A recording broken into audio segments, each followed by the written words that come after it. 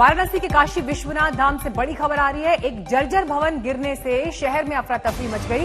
इस हादसे में 6 लोग घायल हो गए हैं, जबकि 2 लोगों की मौत हुई है। इन भवनों में मजदूर रहते थे जो काशी विश्वनाथ कॉरिडोर में काम करने वाले थे। सारे मजदूर जर्जर मकान में रह रहे थे और आज सुबह ये मकान एकाएक गिरकर मलबे में तब्दील हो गया। दोनों मृतक मजदूर पश्चिम बंगाल के मालदा के रहने वाले हैं। और जानकारी के साथ कुमार अभिषेक इस वक्त जुड़ गए हमारे साथ।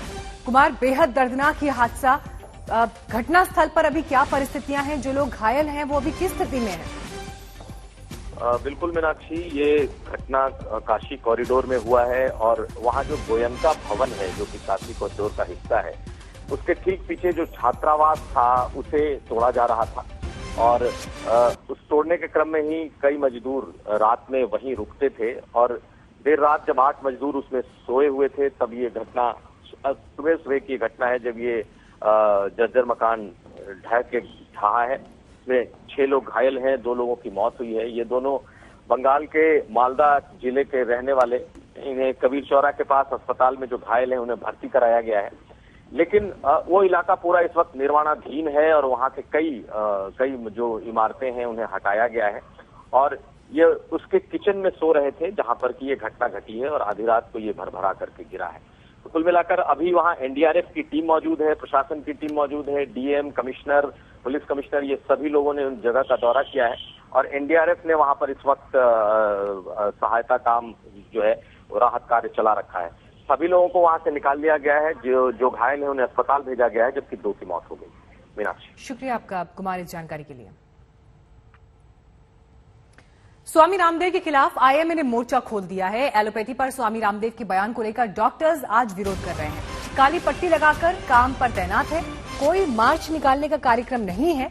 हालांकि स्वामी रामदेव पहले ही अपने बयान पर सफाई दे चुके हैं, लेकिन आईएमए ने उनके खिलाफ मोर्चा खोल दिया है और तमाम तरह के कानूनी रास्तों पर वो आगे बढ़ चुके हैं।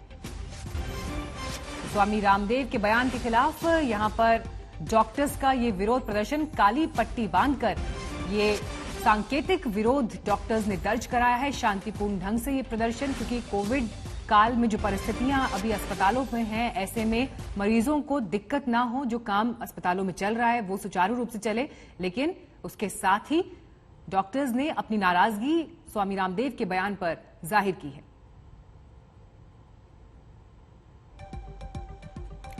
और जानकारी के साथ इस वक्त आशुतोष मिश्रा हमारे साथ जुड़ गए हैं। आशुतोष, हालांकि देखिए स्वामी रामदेव अपने बयान पर खेद जता चुके हैं, अपने बयान को वापस ले चुके हैं, लेकिन डॉक्टर्स की नाराजगी भी हमें इन तस्वीरों में दिखाई दे रही है। काम वैसे ही चल रहा है, लेकिन हाथों में काली पट्टी, विरोध के स्वर। मीनाक्षी, ये नहीं भूलना चाहिए कि पिछले 1 साल से कितने डॉक्टरों ने लाइन ऑफ ड्यूटी में अपनी जान गंवाई है। वो अस्पताल के आईसीयू से लेकर इंटेंसिव केयर यूनिट तक में काम करते हैं, लोगों की जान बचा रहे हैं और जब वो खुद उन्होंने अपनी जान गंवाई है, ऐसे में किसी के द्वारा अगर कोई बयान ऐसा दिया जाता है जो उन्हें लगता है कि एलोपैथी के खिलाफ या डॉक्टरों के खिलाफ है, और इसीलिए योगा गुरु रामदेव के अलावा जितने दिए गए बयान थे, भले ही उन्होंने खेद भी जताया हो, डॉक्टरों को लगता है कि जो उन्होंने कहा है इससे डॉक्टरों को, इस पूरी एलोपैथी सिस्टम का, दवाइयों का, मेडिकल साइंस का, उनका ऐसा कहना है कि देखिए ये तो सीधे सीधे अपमान कर रहे हैं और इसीलिए सब एकजुट हुए और विरोध प्रदर्शन जता रहे हैं। और ये विरोध प्रदर्शन भी ऐसा कि जिसके लिए अस्पताल बंद नहीं हुए, आईसीयू बंद नहीं हुए, जहां भी इलाज चल रहा है ओपीडी कुछ भी बंद नहीं किया गया। अगर वो पीपीई किट में है तो काली पट्टी लगाई है, वो ओपीडी में है तो काली पट्टी लगाई है। यानी आज भी वो डॉक्टर अपनी ड्यूटी कर रहे हैं, लेकिन विरोध प्रदर्शन जता रहे हैं। विरोध इसलिए दिखा रहे हैं कि आपने जो कहा हमें उस बयान से ठेस पहुंची है और कम से कम मेडिकल साइंस की, वो भी आज की दुनिया में जब पूरी दुनिया इस महामारी से जूझ रही है, हिंदुस्तान भी उससे जूझ रहा है, डॉक्टर अपनी जान लगा करके लोगों की जान बचा रहे हैं। ऐसे में कम से कम जरूरत है उनका हौसला बढ़ाया जाए, ऐसा कुछ भी ना कहा जाए जो डॉक्टरों का मनोबल तोड़े। और इसीलिए डीएमए हो, आईएमए हो, फोडा हो, रेजिडेंट डॉक्टर्स हो, हर कोई इस मुहिम के साथ जुड़ गया है अपना विरोध जताने के लिए। मीनाक्षी, शुक्रिया आशुतोष इस जानकारी के लिए आपका। देश में कोरोना की रफ्तार पर करीब ब्रेक लग गया है। 24 घंटे में करीब 1,27,000 नए केस सामने आए हैं। बीते 1.5 महीने में नए केसेस में ये आंकड़ा सबसे कम है। ठीक होने वाले मरीज भी लगातार बढ़ रहे हैं। 24 घंटे में 2.5 लाख से ज्यादा लोग कोरोना से जंग जीत गए हैं। ठीक होने वालों की संख्या नए केसेस से लगातार ज्यादा दिखाई दे रही है। हालांकि मौत का आंकड़ा अब भी चिंता का सबब बना हुआ है। 24 घंटे में 2800 लोगों ने अपनी जान गंवाई है। दिल्ली में हालांकि मामले घटकर 1000 के नीचे जा पहुंचे। 24 घंटे में 2795 लोगों की मौत हुई है। 2,55,287 लोग स्वस्थ हुए हैं। देश भर के कोरोना के ये आंकड़े।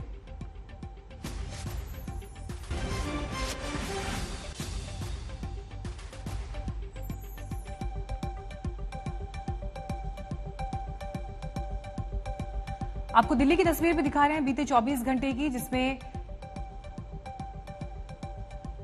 648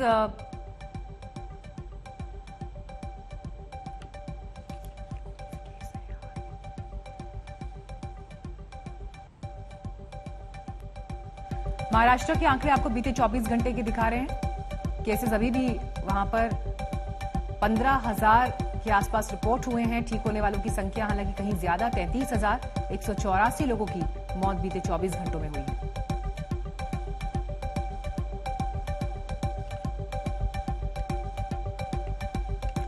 चौबीस घंटों में अलग अलग राज्यों में जो स्थिति है वो इन आंकड़ों में आप देख रहे हैं। तमिलनाडु, कर्नाटक, केरल, महाराष्ट्र, पश्चिम बंगाल, जम्मू कश्मीर, गुजरात, यूपी, राजस्थान, एमपी, उत्तराखंड।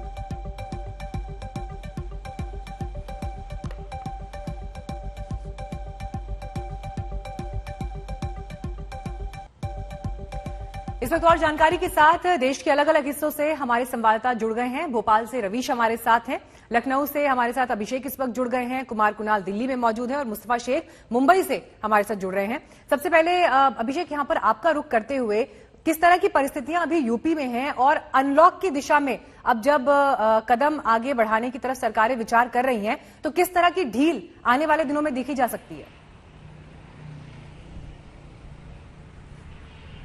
देखिए, बिल्कुल मीनाक्षी, उत्तर प्रदेश में जिस तरीके से पहले कोरोना का कहर दिख रहा था, उसमें एक भारी गिरावट हमने देखी है पिछले 10 दिनों में। खासतौर पर 24 घंटे में लगभग 1500 नए मामले ही सामने आए हैं और 37,000 के लगभग इस समय सक्रिय केस उत्तर प्रदेश में है और 151 के लगभग यहाँ मृत्यु हुई है 24 घंटे में। हालांकि सरकार ने जो अनलॉक की प्रक्रिया थी उसको चरणबद्ध तरीके से खोला है। जिन जनपदों में 600 से कम मामले हैं उन्हें खोला गया है। वहां पर सुबह 7 से शाम 7 बजे तक दुकानें खुल सकेंगी और ऐसे लगभग 61 जनपद हैं। यानी कि इसके अलावा अभी भी कुल 14 जनपद ऐसे शेष है जहां पर मामले 600 से ज्यादा है। खासतौर पर राजधानी लखनऊ में लगभग 2000 के करीब अभी भी सक्रिय केस है। इस तरीके से हम देख सकते हैं कि सरकार जहां इसको रोज तौर पर देखती है और अगर ये भी कहा जा रहा है कि अगर मामले फिर से बढ़ेंगे तो दोबारा से जो कोरोना कर्फ्यू की गाइडलाइन है वही लगा दी जाएगी और इस तरीके से मॉनिटरिंग होगी। हालांकि मुख्यमंत्री और तमाम जो महकमा है उनका मानना है कि लगातार टेस्टिंग, ट्रीट और ट्रैक के जरिए जो फॉर्मूला अपनाया गया उससे बहुत बड़ा राहत मिली है यूपी को और यही कारण है कि ये जो गिरावट है और रिकवरी है वो 96% तक पहुंच चुकी है। वहीं वैक्सीनेशन भी यूपी में 75 जिलों में शुरू हो गया है, लेकिन चुनौती सरकार के आगे सबसे बड़ी ग्रामीण क्षेत्रों में इस वैक्सीन को पहुंचाने की है, जहां भ्रामक स्थितियां भी हैं। पीएससी में लोग नहीं पहुंच रहे, कई प्राथमिक केंद्रों को बंद भी कर दिया गया था वहां वैक्सीनेशन, क्योंकि तो उत्तर प्रदेश का जिक्र अभिषेक यहां पर कर रहे हैं, हमें तमाम जानकारी दे रहे हैं। लेकिन यूपी में 600 एक्टिव केसेस वाले 14 जिलों को छोड़कर बाकी इलाकों में आज से कोरोना कर्फ्यू खत्म हो गया और इन इलाकों में अब हफ्ते में 5 दिन सुबह 7 बजे से शाम 7 बजे तक दुकानें खुल सकेंगी। हालांकि यहां रात का कर्फ्यू और वीकेंड कर्फ्यू जारी रहेगा। यूपी के जिन 14 जिलों में पहले की तरह कोरोना कर्फ्यू रहेंगे उनमें शामिल है लखनऊ, मेरठ, सहारनपुर, वाराणसी, गोरखपुर, मुजफ्फरनगर, गाजियाबाद, गौतम बुद्ध नगर, बुलंदशहर, झांसी, लखीमपुर खीरी, जौनपुर, गाजीपुर और बरेली। साथ ही आज से यूपी के सभी जिलों में 18 वर्ष से अधिक आयु के सभी लोगों के लिए टीकाकरण शुरू हो रहा है।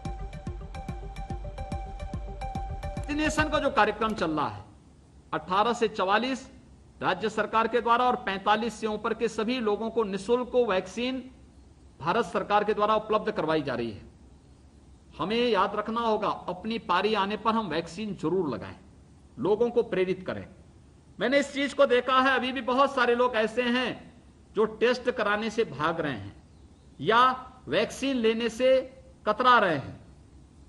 हमें एक महामारी का सामना करना ये एक राष्ट्रीय कार्यक्रम है। राष्ट्रीय कार्यक्रम के तहत हमारी एक नैतिक जिम्मेदारी बनती है और हमारा ये राष्ट्र धर्म बनता है, हम टेस्ट से भी न भागें और साथ साथ हम लोग वैक्सीन लगाने से भी अपने को न रोकें। हाँ, सावधानी वैक्सीन के लिए जरूर कुछ रखें, अगर फीवर है वैक्सीन ना लें।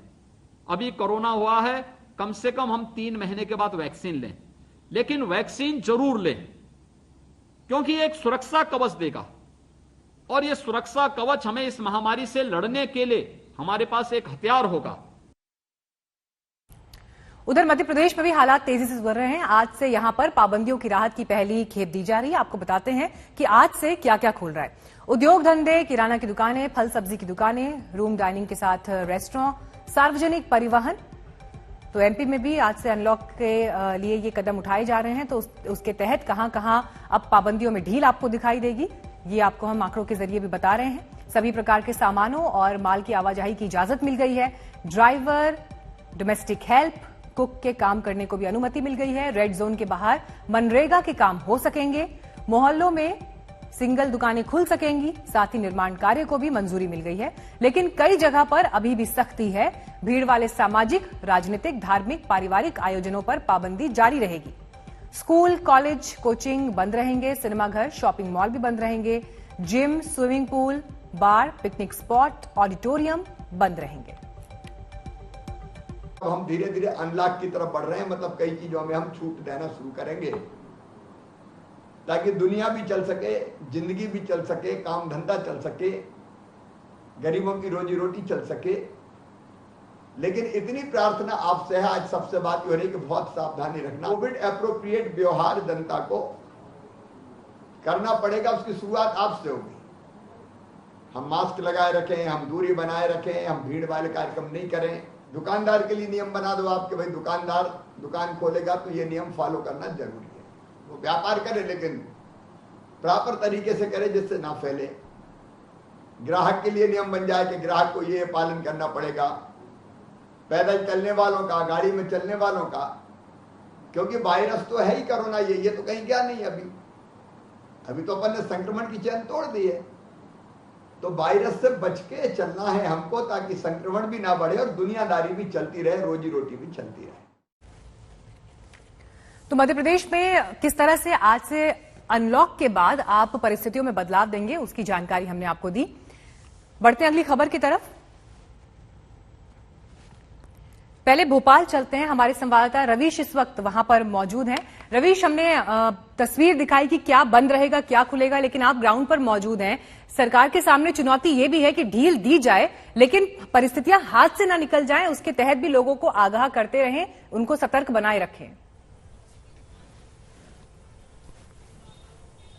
बिल्कुल मीनाक्षी, और मध्य प्रदेश वो राज्य है जिसने सबसे पहले, क्योंकि कोरोना कर्फ्यू लगाया था, करीब 1.5 महीने तक यहाँ पे कर्फ्यू रहा। उसके बाद 55 दिनों के बाद अब राहत मिली है लोगों को, और लोगों के लिए ये अनलॉक की प्रक्रिया शुरू हुई है। हम भोपाल में इस वक्त मौजूद हैं और तस्वीर दिखाते हैं कि आखिरकार कैसे अब 1.5 महीने के बाद वो तस्वीर देखने को मिल रही है जिसका इंतजार लंबे समय से हो रहा था। दुकानें तो खुल गई हैं, हालांकि अभी लोग जो है वो बहुत बड़ी संख्या में बाहर नहीं निकले हैं, और यही बड़ी चुनौती है सरकार के सामने भी कि जब वो बड़ी संख्या में बाहर निकलेंगे तो क्या वाकई कोरोना अप्रोप्रिएट बिहेवियर जिसकी बात बार बार हो रही है उसका पालन होगा या नहीं। तो अभी दुकानदारों को अगर हम देखें तो यहाँ पे दुकानदारों ने अपनी तरफ से व्यवस्थाएं तो कर ली हैं, गोल घेरे बना दिए हैं दुकानों के बाहर, और लोगों से अपील की जा रही है। बार बार नगर निगम की गाड़ियां जो है वो बाजारों में आ रही है और लोगों से अपील कर रही है कि वो सोशल डिस्टेंसिंग बनाए, मास्क पहने। क्या क्या दुकानें खुली रहेंगी, सिर्फ उन्हीं को खुलने की इजाजत जिनको है वो नगर निगम की टीम और प्रशासन की टीम देख रही है कि क्या दूसरी दुकानें तो नहीं खुली। कई जगहों पर शिकायतें आई थी कि जिन दुकानों को इजाजत नहीं है वो दुकानें भी खुल गई हैं। तो इन तमाम चीजों की जानकारी नगर निगम की टीम लगातार घूम घूम के ले रही है। थोड़ी देर पहले यहाँ पे भी नगर निगम का दस्ता पहुंचा था। वो दुकानें जो प्रतिबंधित हैं अभी खुलना, वो खुली हुई थी, उसे बंद करवा के वो टीम यहाँ से जा चुकी है। किराना की दुकानें खुल चुकी है, लोग पहुंच रहे हैं। करीब 1.5 महीने से ये दुकानें बंद थी, लेकिन अब सबसे बड़ा सवाल है कि क्या वाकई ये जो 1 महीने तक लोगों ने झेला है मध्य प्रदेश में, खासतौर से कोरोना का ये जो तांडव देखा है उन्होंने अपनी आंखों से, फिर से वो तस्वीर न देखनी पड़े। ऐसे में अब उनके ऊपर ये जिम्मेदारी है कि वो कोरोना गाइडलाइंस का पूरी तरीके से पालन करें, ईमानदारी से पालन करें, मास्क पहने, सोशल डिस्टेंसिंग बनाएं, दूरी बना के रखें, लोगों से कम मिले, और अपने आप को हाथ जरूर अपने साफ करते रहें, ताकि कोरोना की जो लहर कहर मचा के गई है मध्य प्रदेश में अप्रैल और मई के महीने में। ठीक है, शुक्रिया रवीश इस जानकारी के लिए आपका। दिल्ली और मुंबई के आंकड़ों पर भी एक नजर डाल लेते हैं। दिल्ली और मुंबई दोनों मेट्रो शहर जो हैं, वहां पर किस तरह की परिस्थितियां हैं, क्योंकि मुंबई में हमने देखा कि कैसी हालत कोविड के बाद रही है। लेकिन अगर आप बीते 24 घंटों के आंकड़ों पर नजर डालें तो 666 केसेस मुंबई में 29 लोगों की मौत हुई। दिल्ली में 648 केसेस, लेकिन यहां पर मरने वालों का आंकड़ा अभी भी मुंबई के मुकाबले काफी ज्यादा है। 86 लोगों की बीते 24 घंटों में मौत हुई है।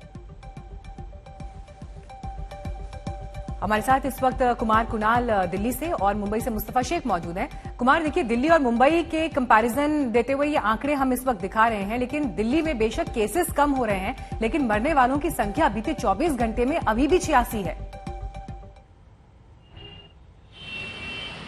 बिल्कुल, और वो सबसे बड़ी चिंता की बात है मीनाक्षी, क्योंकि जिस तरीके से पिछले दिनों में आईसीयू बेड की कमी थी और तमाम ऑक्सीजन को लेकर के बहुत ज्यादा मुश्किलें पेश आई दिल्ली के लिए, उसके बाद जो अब आंकड़ा परेशान कर रहा है वो है मौत का आंकड़ा। पहली बार 100 से नीचे गया है पिछले 1.5-2 महीने में, लेकिन अब भी काफी ज्यादा है, 86 है।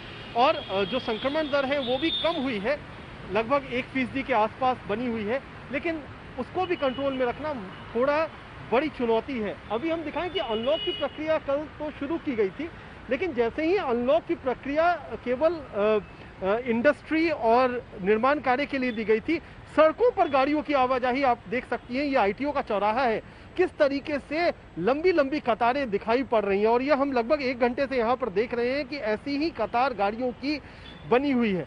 तो कहीं ये लापरवाही आगे के लिए चुनौती न बन जाए, ये भी एक बड़ी मुश्किल है कि आप अनलॉक की वजह से केस पे कंट्रोल तो कर पा रहे हैं, लेकिन जैसे ही अनलॉक खुलेगा, अनलॉक होगा, दिल्ली अनलॉक होगी, उसके बाद कहीं ऐसा ना हो कि ये पूरा आंकड़ा फिर से बढ़ने लगे। तो ये बड़ी चुनौती है, इस पर कंट्रोल करने की जरूरत है, और शायद ये आने वाले दिनों में सरकार के भी निगाह में रहेगा कि लॉकडाउन खत्म तो किया जाए, लेकिन किस तरीके से जो सख्त नियम है उनका पालन करवाया जाए। बिल्कुल, मुंबई चलते हैं, मुस्तफा शेख वहां पर मौजूद हैं। मुस्तफा, मुंबई, महाराष्ट्र के लोग कब तक अनलॉक के लिए उम्मीद कर सकते हैं कि वहां पर भी अब पाबंदियों में छूट मिलेगी? ग्राउंड पर किस तरह के हालात हैं?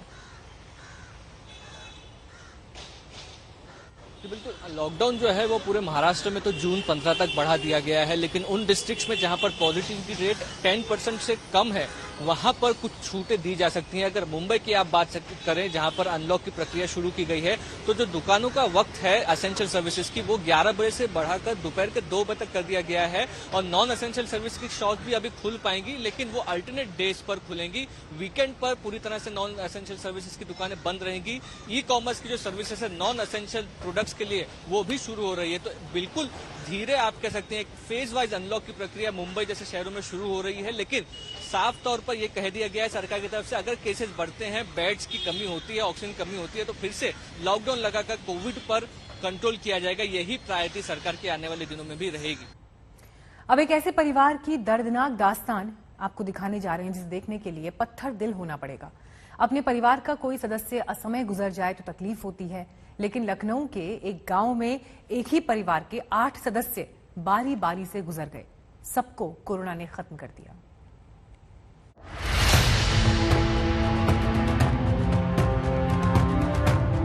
हम तो यही सोच रहे थे कि एक भाई खत्म हुआ दूसरा बच जाए, ये खत्म हुआ चलो छोड़ो, अब ये बच जाए। एक अंत तक सभी खत्म हो गए, कोई नहीं बचा, सभी खत्म हो गए, सब कुछ बर्बाद हो गया, हमारा घर तबाह हो गया।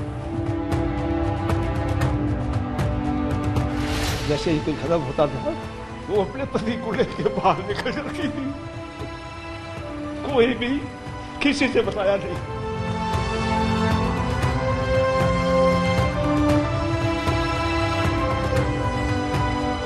लखनऊ के इमलियापुर गांव में इस परिवार के दुखों को सुनने के लिए काठ का कलेजा चाहिए, पत्थर हो जाना पड़ेगा ये सुनने के लिए कि यहाँ इकट्ठा 8 लोगों की आज 13वीं है। इस परिवार ने इस कोरोना काल में जो सहा है वो कहा नहीं जा सकता। इस परिवार का दर्द सुनने वालों के सीने में सुराख कर देता है। कोरोना ने अपनों का ही लहू अपनों के ही सीने पर छींट दिया है। 22 अप्रैल से 15 मई के बीच 4 सगे भाई, 2 बहनें, माँ और बड़ी माँ को कोरोना ले गया। सोचिए क्या बीती होगी उस शख्स पर जो खुद कोविड पॉजिटिव हो, अस्पताल में उसे मालूम चले कि माँ कोविड से ही चल बसी सुबह मां का अंतिम संस्कार करके घर पहुंचे तो दोपहर में मालूम चले कि छोटे भाई को भी कोरोना ने खत्म कर दिया और उसी शाम छोटे भाई का भी अंतिम संस्कार करना पड़े। सुबह हमें खबर मिली कि माता का देहांत हो गया। उसके बाद बख्शी तालाब पे उसी दिन माता जी को मैं फोन करके आया ही था कि बैठा था कि छोटे भाई का लाश घर पे आ गई। सुबह हमने 10 बजे माता जी का संस्कार किया और 3 बजे अपने छोटे भाई का अंतिम संस्कार किया। 4 भाइयों की मौत का दंश कोई माँ कैसे झेल पाती, लिहाजा उन्होंने भी प्राण त्याग दिए। बड़े भैया की मृत्यु सुनकर मेरी बड़ी अम्मा भी स्वर्गवास हो गया। हमसे 2 छोटी बहनें थी, वो भी जब बीमार हुई तो अपने घर चली गई और घर जाकर वो भी खत्म हो गई। हालात ऐसे थे कि बारी बारी से भाई मर रहे थे, लेकिन जो जिंदा थे उन्हें बताने की हिम्मत कोई जुटा नहीं पा रहा था। सारे भाई एक भाई को पूछते रहे, हमको दूसरे हॉस्पिटल में ट्रांसफर हो गए। यह मैं आश्वासन देता रहा और उनको बताया नहीं। मेरे घर की जो विधवा थी बेरांगना जैसी लड़ती रही, जैसे ही कोई खत्म होता था वो अपने पति को लेकर बाहर निकल जाती थी। कोई भी किसी से बताया नहीं। घर के सबसे बड़े बुजुर्ग अब इस बात से परेशान हैं कि अब बच्चों की पढ़ाई, घर वालों की दवाई और रोज के खाने पीने का जुगाड़ कैसे करेंगे, कहां से करेंगे। इतनी बड़ी त्रासदी से ये परिवार गुजरा, लेकिन मजाल है कि प्रशासन के गलियारों तक इस परिवार की चीत्कार पहुंची हो। प्रशासनिक अधिकारी या कर्मचारी या अधिकारी आज तक हमारे घर झांकने नहीं आए। कोरोना के इस भीषण बुरे समय में ऐसी दुख भरी दास्तानें सहरा देती हैं। वैसे तो परिवार का सब कुछ लुट गया है, सब कुछ बिखर गया है, मगर फिर भी अगर सरकार इनकी कुछ मदद कर सके तो बेहतर ही होगा। कुमार अभिषेक, इमलियापुर गांव, लखनऊ, आज तक। कोरोना के नए केसेस लगातार घटते जा रहे हैं, लेकिन कोरोना का खतरा जिंदगी को खतरे में डालने से नहीं चूक रहा। गांव कस्बों में कोरोना फैल रहा है, लेकिन उसके खिलाफ हमें वैक्सीन का कवच तैयार करना होगा। लेकिन टीके को लेकर फैला भ्रम डरा रहा है। आपको हम बिहार के सहरसा ले चलते हैं, जहां टीके को लेकर लोगों की नींद खोलनी जरूरी है।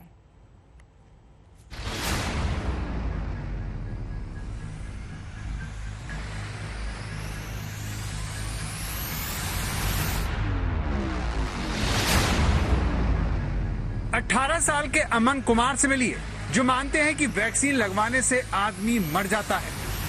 वैक्सीन लिए हो? नहीं। क्यों? इसीलिए उससे आदमी मरता है। 41 साल के प्रणव कुमार कहते हैं कि सरकार गलत वैक्सीन लगा रही है।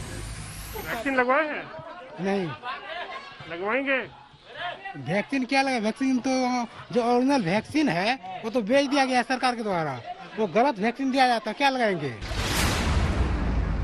21 साल के कौशल कुमार बताते हैं कि वैक्सीन लेने से बुखार आना गड़बड़ी की निशानी है। वैक्सीन ले रहे हैं तो बुखार आ जाता है, उसके बाद सही से अभी इलाज नहीं चल रहा है, इस कारण हम लोग भी वैक्सीन नहीं लेना चाहते। बिहार के सहरसा का करियत गांव 1500 लोगों का एक ऐसा गांव जहां वैक्सीन को लेकर लाखों भ्रम है। आज तक संवाददाता रोहित कुमार सिंह आज देश को बताने वाले हैं कि क्यों गांव में कोरोना इतना कहर बरपा रहा है। मास्क से 2 गज की दूरी रखने वाले करियत गांव से रोहित कुमार सिंह आज ये देश को समझाने वाले हैं कि टीके को लेकर झूठ लोगों के मन में कितनी गहराई तक पहुंच चुका है। कोरोना के वैक्सीन को लेकर ग्रामीण इलाकों में बहुत सारी भ्रांतियां हैं और इसी कारण से जो लोग हैं वो वैक्सीन लेने में हिचक रहे हैं। इस वक्त हम सहरसा जिले के पत्थरघट प्रखंड अंतर्गत करियत गांव में मौजूद हैं और यहाँ पर भी आपको हम तस्वीरें दिखा रहे हैं कि किस तरीके से गांव वाले जो है वो वैक्सीन लेने से हिचक रहे हैं। कई तरह की भ्रांतियां उनके दिमाग में है, उनके मन में है और हम इस गांव में चलेंगे और लोगों से बात करेंगे कि आखिर इस गांव के लोग जो हैं वो वैक्सीन लेने से क्यों कतरा रहे हैं और क्यों नहीं वो वैक्सीन ले रहे हैं ताकि उनकी जान बचे। आज तक की टीम को गांव में सबसे पहले अमन कुमार नाम का ही नौजवान मिला। देश भर में 18 साल से ऊपर के लोगों को वैक्सीन लगाई जा रही है। ऐसे में क्या इस नौजवान ने भी वैक्सीन लगवा ली है? जब ये सवाल हमने पूछा तो जवाब सुनकर हम चौंक गए। क्या नाम है तुम्हारा? अमन कुमार। अमन कुमार, कितना उम्र है? 18 साल। वैक्सीन लिए हो? नहीं। क्यों? इसीलिए उससे आदमी मरता है। मर जाता है? जी सर। मरने से तो सबको न डर लगता है सर। देश का दुर्भाग्य देखिए कि जो वैक्सीन लोगों की जिंदगी बचा रही है उसे मौत का वारंट मान लिया गया है। लेकिन इस गांव में झूठ के संक्रमण का शिकार होने वाला अमन अकेला नहीं है। कितना उम्र है? 35। वैक्सीन लगाए हैं? जी नहीं। क्यों नहीं लगाएंगे, हमारा मर्जी है। सरकार बोल रही है वैक्सीन लगाइए। बोल रहे हैं जब मर जाते हैं तो आते हैं देखने के लिए। जब हॉस्पिटल पहुंचते हैं हम बेहोश हो जाते हैं तो आते हो देखने के लिए। जनता को सरकार से नाराज होने का हक है, लेकिन कोरोना की लहर में बिना मास्क घूमना अधिकार नहीं, सेहत पर सीधा प्रहार है। लेकिन सहरसा के इस गांव में मास्क लगाकर घूमने वाले भी व्हाट्सएप यूनिवर्सिटी के झूठ को सच मान बैठे हैं। कितना उम्र है? 41। वैक्सीन लगवाए हैं? नहीं। लगवाएंगे? वैक्सीन क्या लगा? वैक्सीन तो जो ओरिजिनल वैक्सीन है वो तो बेच दिया गया है सरकार के द्वारा। वो गलत वैक्सीन दिया जाता है, क्या लगाएंगे? वैक्सीन लगाने के बाद हम लोग जो देख रहे हैं वो आदमी वैक्सीन लगाने के बाद मरता ही है, क्योंकि ओरिजिनल वैक्सीन है नहीं। वैक्सीन बेच दिया गया है सरकार के द्वारा और गलत वैक्सीन जो है वो उपयोग हो रहा है जनता पर। कैसे लगाएंगे बताइए? ये आप लोग कौन बोला कि गलत वैक्सीन लग रहा है? वैसे देख रहे हैं, मोबाइल में देख रहे हैं, व्हाट्सएप आ रहा है सब कुछ, तो खुलेआम। लगाएंगे नहीं वैक्सीन आगे भी? कैसे लगाएंगे सर? वैक्सीन लगाने से सुरक्षित होता है, लेकिन वैक्सीन लगाने के बाद यहाँ आदमी देखते मर ही जाता है, कैसे लगाएंगे बताइए? हम करियत गांव के अंदर हैं और यहाँ की तस्वीरें आप देखिए तो पहले आप देख सकते हैं कि ज्यादातर लोगों ने जो है वो मास्क नहीं पहना हुआ है और सोशल डिस्टेंसिंग का भी पालन जो है वो नहीं हो रहा है। अशिक्षा और गरीबी में झूठ तेजी से पनपता है, इसीलिए आज तक की टीम को बिहार के इस गांव में एक भी ऐसा आदमी नहीं मिला जो वैक्सीन को लेकर सही जानकारी रखता हो। आप लोग वैक्सीन लिए हैं? नहीं लिए। क्यों नहीं लिए हैं? क्योंकि देखते हैं एक आदमी जो वैक्सीन लगाते हैं वो आदमी मर जाते हैं, सुनते हैं, देखते हैं, तो इसलिए नहीं लगाए हैं। कितनी उम्र है आपकी? भी 20 हो। क्या कहना वैक्सीन को लेकर, क्या मन में भ्रांति है? अभी तो पूरे शहर में सुन रहे हैं जो वैक्सीन को लेकर धांधली हो रहा है। वैक्सीन में बहुत तरह का घटिया वैक्सीन दे रहा है, इसलिए सब डर रहे हैं। वैक्सीन ले रहे हैं तो बुखार आ जाता है, उसके बाद सही से अभी इलाज नहीं चल रहा है, तो इस कारण हम लोग भी वैक्सीन नहीं लेना चाहते हैं। वैक्सीन को लेकर भ्रम की एक बड़ी वजह उसकी डोज लगाने के बाद आने वाला बुखार है, जिसे नासमझी में लोग बीमारी से जोड़ बैठे हैं। हम देख रहे हैं कि जैसे आदमी लेता है उसके बाद वह बीमार पड़ता है, उसका बाद तो देखते हैं वो मर जाता है, तो वैक्सीन क्या करेंगे लेकर के? तो टीके पर सहरसा के करियत गांव में अफवाहों का बाजार गर्म है। कोई कह रहा है कि वैक्सीन लगने से मौत हो जाती है, कोई वैक्सीन लगाने से पहले बीमार लोगों की जांच चाहता है, तो किसी का दावा है कि नकली टीका लगाया जा रहा है। टीका लगने के बाद आने वाले बुखार को लेकर भी लोग आशंका से भरे हुए हैं। यही कारण है कि गांव में न तो कोई मास्क पहनता है और न ही लोग घर से वैक्सीनेशन सेंटर की दूरी तय कर पा रहे हैं। आज तक की टीम जब यहाँ पहुँची तो हमने पाया कि इस गाँव में मुट्ठी भर लोग ही ऐसे थे जो वैक्सीन की हकीकत से रूबरू है। ग्रामीण इलाकों में देखें तो टीकाकरण को लेकर लोगों में बहुत ज़्यादा उत्साह नज़र नहीं आता है। इस वक्त हम सहरसा ज़िले के एक स्कूल में मौजूद हैं, यहाँ पत्थरगढ़ ब्लॉक में, और यहाँ पर भी आप देख सकते हैं सुबह से लोग यहाँ पहुँचे हुए हैं, लेकिन बहुत ज़्यादा संख्या में जो है लोग टीका लेने के लिए यहाँ मौजूद नहीं है। हालांकि टारगेट जो है स्कूल पर आज 200 टीके का है। 45 प्लस जो है ना, वो बहुत आदमी कह रहा है कि टीका लेने से मर जाता है, लेकिन हम लोग ये कहना चाहते हैं कि ये बहुत अच्छा वैक्सीन है, आप लीजिएगा तो कोरोना से बचाव के लिए बहुत राहतकारी होगा। कुछ लोग कहते हैं जो टीका लेने से लोग मर जाता है, हम नहीं लेंगे टीका। कुछ के घर भी हम लोग 10 के घर भी जा के खुद मैं घूमी हूँ, लेकिन बोलने के बावजूद भी वो लोग बस 10 को गाली इधर उधर दे देते हम लोग को ही, या ऐसे बोलते कि नहीं हम नहीं लेंगे टीका, आप लोग ऐसे मत आइए। देश में भले ही टीके की कमी हो, सभी लोगों को टीका उपलब्ध ना हो, फिर भी भारत उन चुनिंदा देशों में शामिल है जहां आम लोगों को वैक्सीन लगाई जा रही है। लेकिन देश में सहरसा के इस गांव की तरह न जाने कितने गांव हैं जहां वैक्सीन को दोस्त की जगह दुश्मन समझ लिया गया है। रोहित कुमार सिंह, सहरसा, आज तक। वैक्सीन को लेकर भ्रम और झूठ का जो जाल बुना गया, उसमें कई दफा लोग फंसते गए। सबसे बड़ा झूठ यह था कि टीका जिंदगी का दुश्मन है। लोग इस वजह से इतना डर गए कि टीम को देखकर नदी में छलांग लगा बैठे।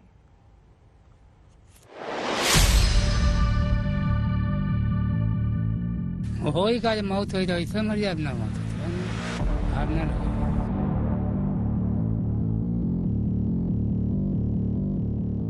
मेरी नंद के ससुर खत्म हो गए टीका लगवाने के बाद, तो उसमें डर लगता तो नहीं लगवाने चाहिए।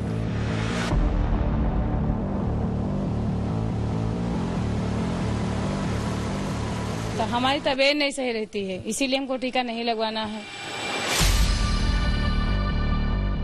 ये उत्तर प्रदेश के बाराबंकी जिले के सराय अकबराबाद से आने वाली आवाजें।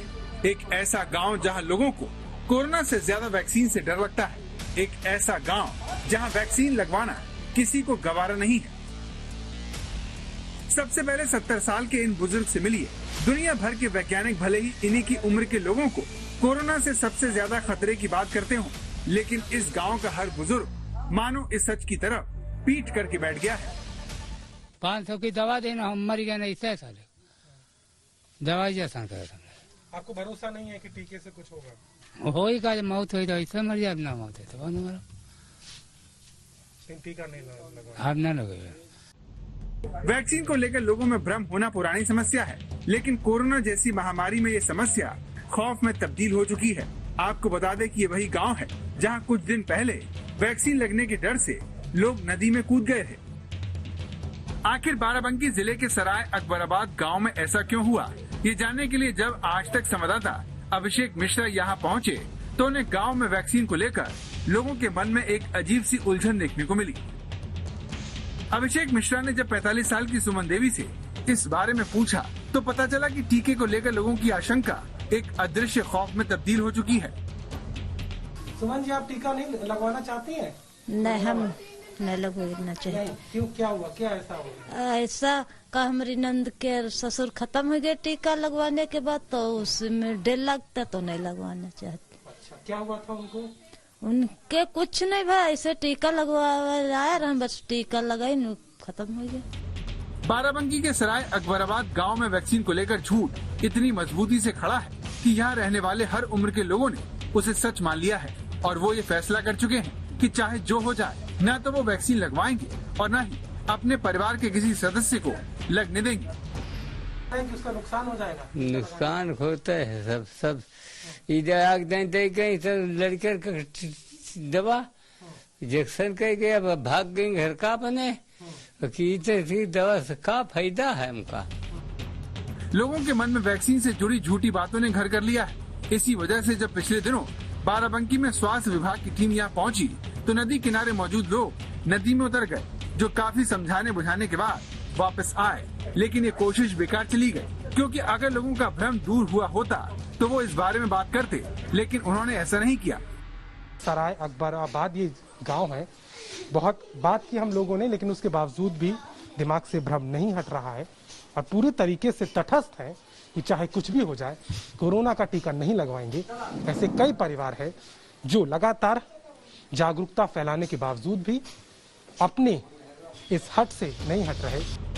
ऐसा नहीं है कि प्रशासन की ओर से लोगों को जागरूक करने की कोशिश नहीं हो रही। गांव की आशा वर्कर मंजू सिंह ये असंभव काम को करने में पूरी शिद्दत से लगी है। कह रहे हैं कि हम टीका लगवाएंगे तो हमारे बुखार आ जाएगा और बीमार हो जाएंगे। कुछ लोग सुने हैं कि कह रहे हैं कि मर जाएंगे टीका लगवाने से, तो हम समझाते हैं कि कुछ नहीं होगा। हम लोगों को सबसे पहले टीका लग चुका है, हम लोग स्वस्थ हैं एकदम। लोगों का मानना है कि हम टीकाकरण करवा लेंगे तो इससे और बीमारियां फैलेंगी, बुखार आ जाएगा और हम खत्म होने के चांस बढ़ जाते हैं। ऐसे अफवाह फैलाते हैं। अब ये महिलाएं ज्यादा तो फैलाती हैं। कोरोना से लड़ने के लिए देश में 60 से 70% लोगों को वैक्सीन लगना जरूरी है। ऐसा तभी होगा जब गांव में रहने वाले लोगों को न सिर्फ टीका लगे, बल्कि वैक्सीन से जुड़े झूठों का भी इलाज हो। एक तरफ सरकार की तैयारी की 1 जून से उत्तर प्रदेश में 18 से 44 वर्ष में सभी को कोरोना का टीका दिया जाए, लेकिन वहीं गांव में भी अफवाहें और भ्रम इस कदर व्याप्त हो चुका है कि लोग टीका लगवाने से मना कर रहे हैं। आलम यह है कि हमें देखते ही दूर भाग जाते हैं। साफ है कि ऐसे में ग्रामीण क्षेत्रों में कोरोना का टीका जन जन तक पहुंचाना सरकार के लिए बड़ी चुनौती बन गई है। बाराबंकी से कैमरामैन संजय सिंह के साथ अभिषेक मिश्रा, आज तक। सरकार ने वैक्सीनेशन में पूरी ताकत झोंक दी है। आज से यूपी के सभी जिलों में 18+ वालों के लिए वैक्सीनेशन शुरू हो रहा है, लेकिन डर लोगों के पास बहाने गजब के हैं। कोई भगवान का नाम जप रहा है तो कोई बिना किसी आधार हो गया है। कुछ नहीं होगा इसीलिए तो क्या है, तो हमको चैलेंज है, अपन पर नहीं होगा। सुई लेने से बाबा क्या हो जाएगा? कोई सुई लिए ही नहीं है अभी। हम ले मरना है तो उनको मरना है,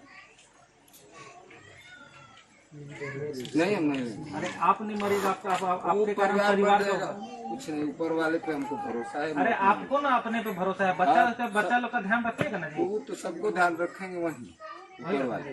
जी जी। एसडीएम साहब समझा रहे हैं कि भाई कोरोना का टीका लगवा लो, लेकिन भाई तो उन्हें अध्यात्म और दर्शन समझा रहे हैं। दुहाई दे रहे हैं कि उन्होंने तो कभी सुई लगवाई ही नहीं।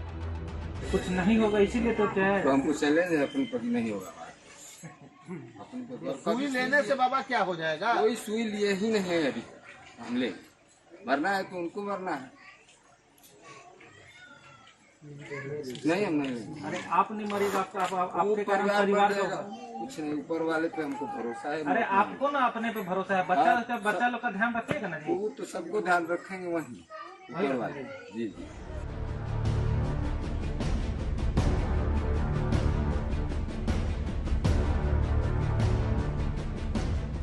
ये बिहार के कैमूर जिले का गांव तरैथा है, जहां टीकाकरण के लिए स्वास्थ्य विभाग की टीम के साथ प्रशासनिक अधिकारी भी गए थे।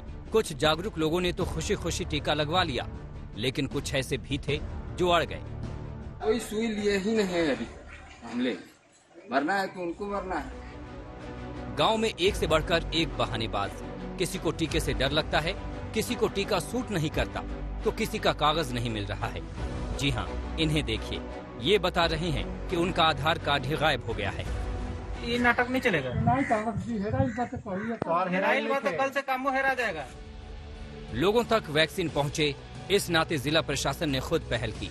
ऐसे इंतजाम करवाए कि लोगों को उनके गांव में ही टीका लग जाए। लोगों में जागरूकता की कमी है, थोड़ा मन में अलग टाइप की भ्रांतियां भी हैं कि टीकाकरण से क्या क्या ये हो सकता है। उनके मन को भ्रांतियों को दूर करने के लिए हम लोग आज आए हुए थे जागरूकता अभियान के तौर पर। सभी लोगों से मेरी यही अनुरोध रहेगा कि टीका जरूर लें। टीका से आपको हमेशा फ़ायदा ही होने वाला है और सरकार युद्ध स्तर पर इसको मुहिम के रूप में चला रही है। गांव में प्रशासन की टीम ने करीब 100 लोगों को टीका लगाया, लेकिन इस टीकाकरण अभियान में उन्हें कड़ी मशक्कत का सामना करना पड़ा। उनका पाला कई ऐसे ग्रामीणों से पड़ा जो टीका लगवाने के लिए कतई राजी ही नहीं थे। रंजन कुमार त्रिगुण, कैमूर, आज तक।